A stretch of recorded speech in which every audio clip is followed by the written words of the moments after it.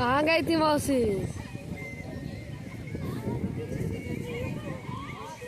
चोरी नहीं की है। पकड़ लेंगे तो बहुत मारेंगे। नहीं नहीं नहीं, सॉरी इसके लिए, बट मैं चोरी नहीं की हूँ। मैंने आम पीना है, पेड़ के नीचे गिरे, गाँव की याद आ गई उसमें।